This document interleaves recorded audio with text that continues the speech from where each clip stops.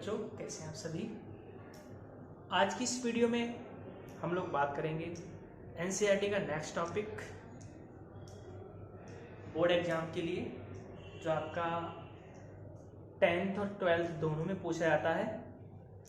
10th की NCERT में देखिए, क्लास 12th में आप देखिए टॉपिक नंबर जो हमारा जो चैप्टर है ना, वंशागत प्रकृति के सिद्धांत, उसका टॉपिक है आपका उत्परिवर्तन।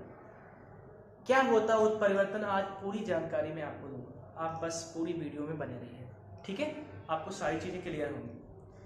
स्टार्ट करते हैं। देखो, सबसे पहले यहाँ मैंने म्यूटेशन लिखा हुआ है, यानी हमें समझना है कि म्यूटेशन होता क्या है। तो म्यूटेशन क्या होता है आप सभी जानते हैं म्यूटेशन के बारे में।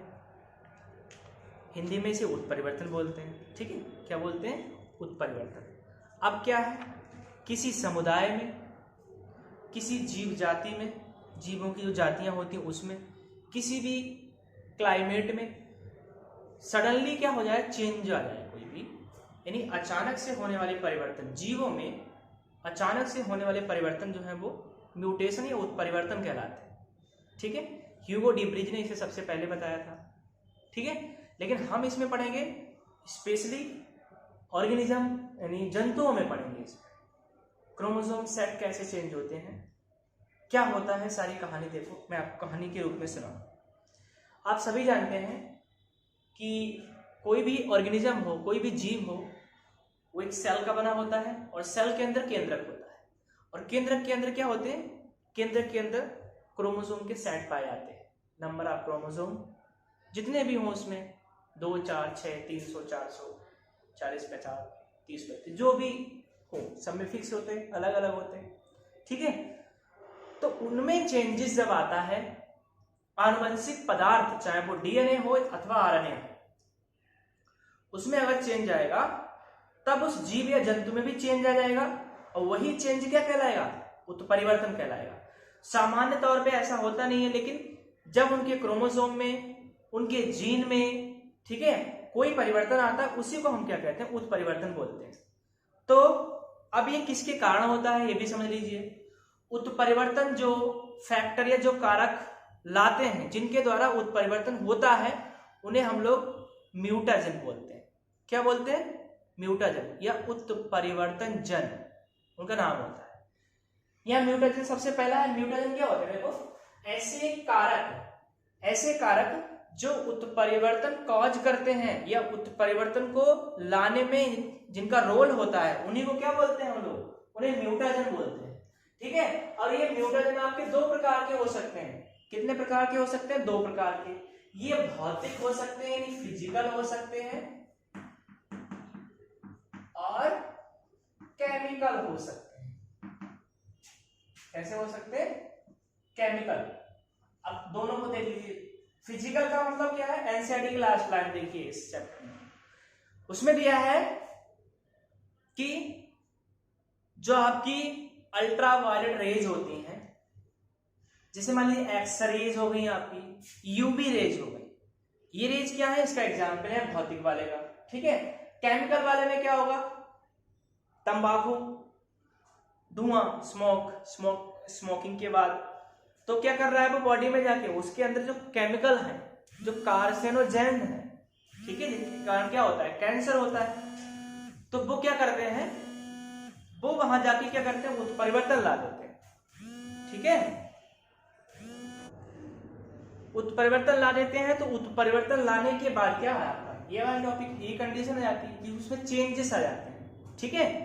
अब और अगर आपको देखें डेफिनेशन कैसे लिखेंगे आप इंग्लिश में, change in quantity and quality of genetic material, क्या कहलाएगा, म्यूटेशन।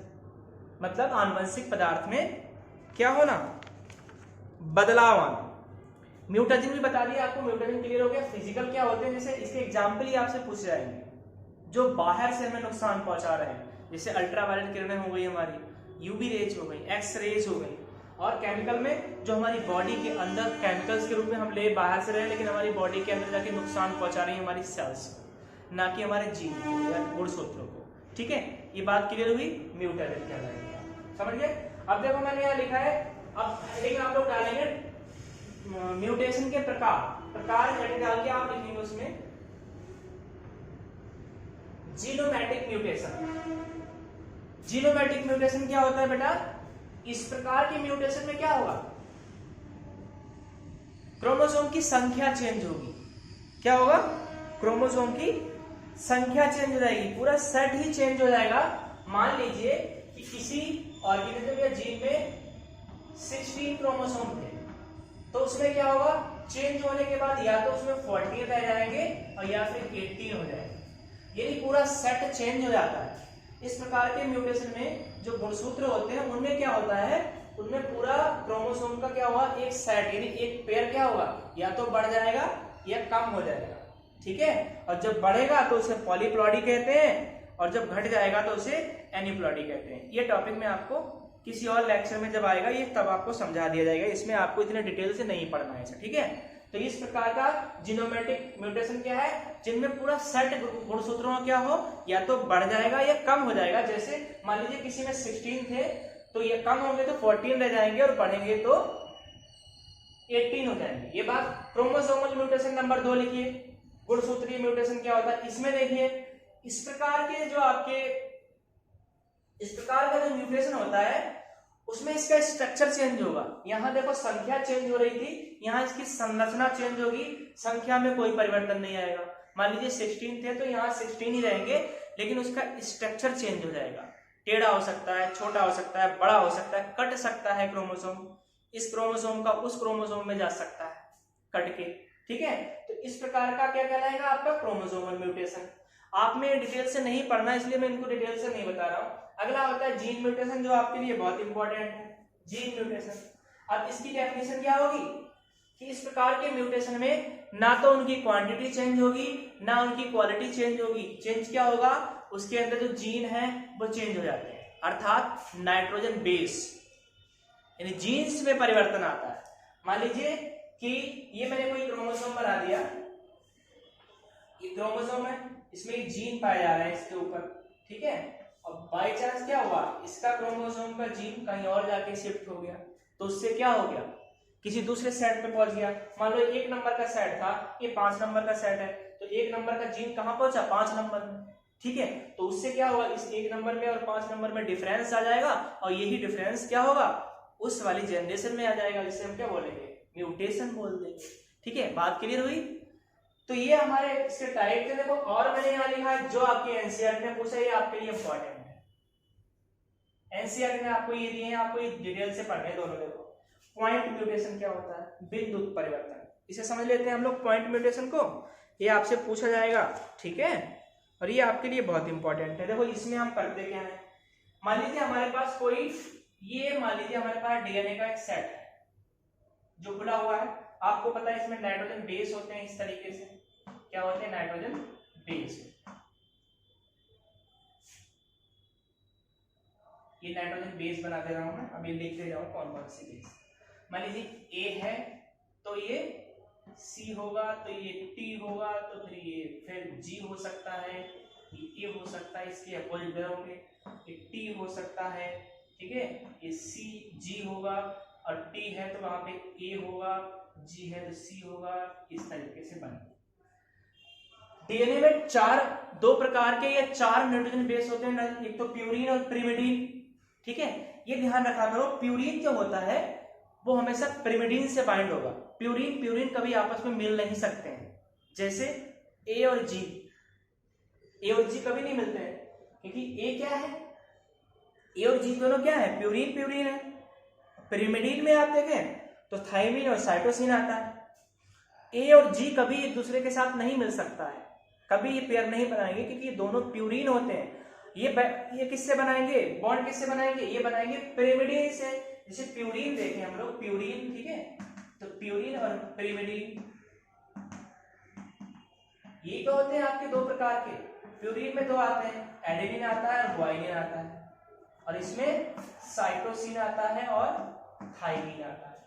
हम डीएनए की बात कर रहे हैं, क्योंकि अगर देखें तो इसके अंदर डीएनए आनुवंशिक पदार्थ होता है हमारे अंदर। ठीक है, अब देखो ये आपस में कभी पेयर नहीं बनाएंगे, ये हमेशा इस तरीके से बाइंड होता है। आप कैसे लिखिए? मतलब प्यूरिन किससे बाइंड होगा? प्यूरिन पिरिमिडीन से बाइंड होगा। ठीक है, तो इस प्रकार के म्यूटेशन में होता क्या है बेटा? इनका जो आपका ये जो एक पेयर होता है नाइट्रोजन बेस पेयर, पूरा एक पेयर, मान लीजिए ये पेयर ले लिया मैंने, ये पूरा पेयर क्या होगा, चेंज हो जाता है। इस प्रकार के म्यूटेशन में पॉइंट म्यूटेशन का मतलब क्या है, एक टारगेट बनाया गया है, कौन, एक नाइट्रोजन बेस पेयर, यहां से ये नाइट्रोजन बेस पेयर जाएगा और इसकी जगह पे दूसरा कोई नाइट्रोजन बेस पेयर आके लग जाता है।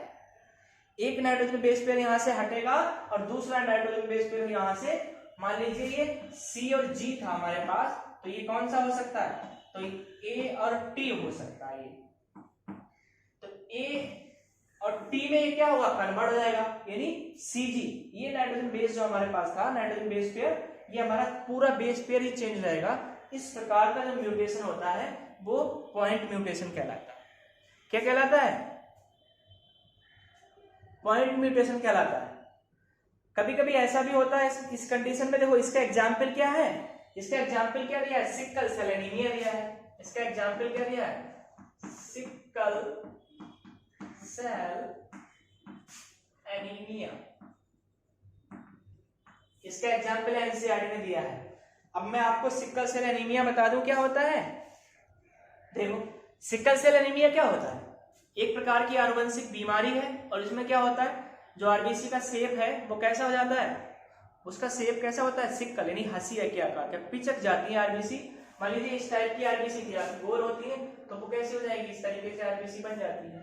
ठीक है, क्यों बनती है ये चीज, अगर हम गुणसूत्रीय विकार पढ़ेंगे तो उसमें सिकल सेल एनीमिया हमारे पास टॉपिक है पूरी तरीके से। जब हम गुणसूत्रीय विकार पढ़ेंगे, आनुवंशिक बीमारियां जो हमारी हैं, जेनेटिक डिसऑर्डर्स जो हैं, उनमें हम इसको डिटेल से पढ़ेंगे। तो पॉइंट म्यूटेशन का एग्जांपल क्या हो गया, सिकल सेल एनीमिया हो गया। दूसरा प्रकार का म्यूटेशन आपके एनसीईआरटी ने दिया है, फ्रेम शिफ्ट म्यूटेशन। देखो इस प्रकार के म्यूटेशन में क्या होता है, फ्रेम शिफ्ट में, ये भी बहुत आसान है, बस आपको समझना है फ्रेम शिफ्ट में क्या होता है। ठीक है, तो फ्रेम शिफ्ट को देख लेते हैं। देखो आपको ये पता है कि हमारे शरीर में जो प्रोटीन होती हैं उन्हें एक कोड दिया गया है अमीनो एसिड के द्वारा। जैसे मान लीजिए कि हमारे पास GUG ये कोई कोड है जो किसी अमीनो एसिड को क्या करता है, किसी अमीनो एसिड को क्या करता है, कोड करता है। ठीक है, ये किसी अमीनो एसिड को कोड करता है। और क्या है, तो मतलब प्रोटीन जो होती है वो अमीनो एसिड से मिलकर बनी होती है और प्रत्येक अमीनो एसिड को हमारी बॉडी में कोड दिया गया है। तो बेटा इसका मतलब सिर्फ ये है कि इसमें क्या होता है, इस प्रकार के म्यूटेशन में एक एक्स्ट्रा नाइट्रोजन बेस आके जुड़ जाता है, बेस पेयर नहीं, केवल बेस। मान लीजिए मैं कोई डीएनए की टेम्पलेट ले रहा हूं, यहां दिख रहा है आपको, यहां बना रहा, मैंने डीएनए की टेम्पलेट ले ली इस तरीके से।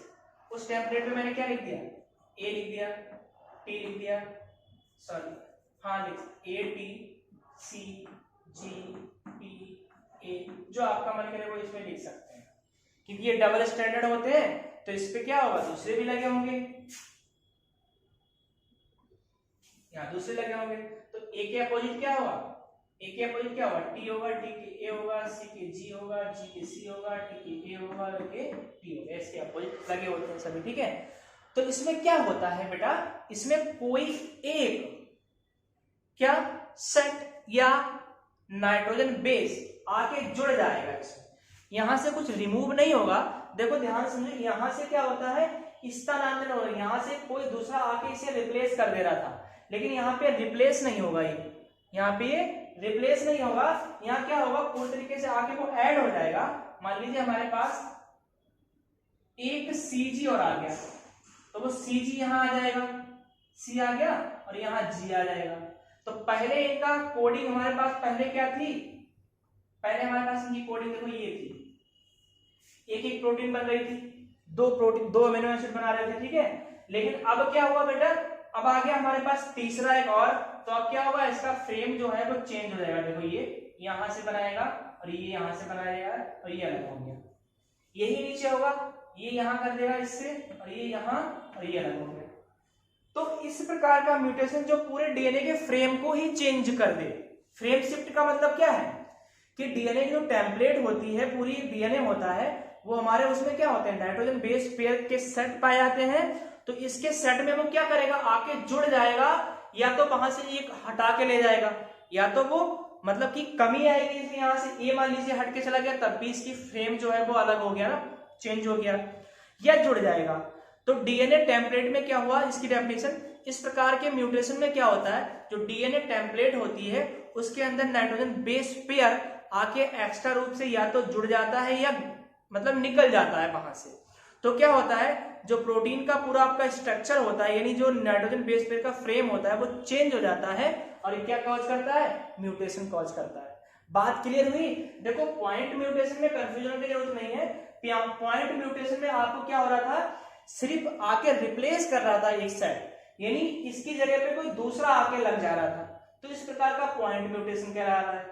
लेकिन यहाँ आके जुड़ रहा है बेटा, यहाँ रिप्लेस नहीं कर रहा किसी को, या तो यहाँ जुड़ेगा और यहाँ से पूरी तरीके से चला जाएगा। यहाँ दोनों क्रियाएं हो रही थी, आ भी रहा था जा भी रहा था, यहाँ एक होगी, या तो जुड़ेगा या फिर बाहर जाएगा, जिसके कारण क्या होगा, जो आपकी प्रोटीन की कोटिंग होगी इसके अंदर, कोडिंग, वो कोडिंग क्या करेगी बेटा, वो कोडिंग चेंज हो जाएगी, इसका पूरा फ्रेम ही चेंज हो जाएगा। तो इस प्रकार का म्यूटेशन क्या कहलाता है, फ्रेम शिफ्ट म्यूटेशन कहलाता है। क्या कहलाता है, फ्रेम शिफ्ट म्यूटेशन कहलाता है। बात समझ में आ गई आपको? तो ये हमारा आज का टॉपिक था। तो अगली वीडियो में मैं आपको पढ़ाऊंगा, वो हमारा टॉपिक क्या होगा, अगली वीडियो का टॉपिक होगा जेनेटिक डिसऑर्डर्स। ठीक है, आनुवंशिक विकार क्या होते हैं। ठीक है, अगले उसमें हम लोग इसकी बात करेंगे।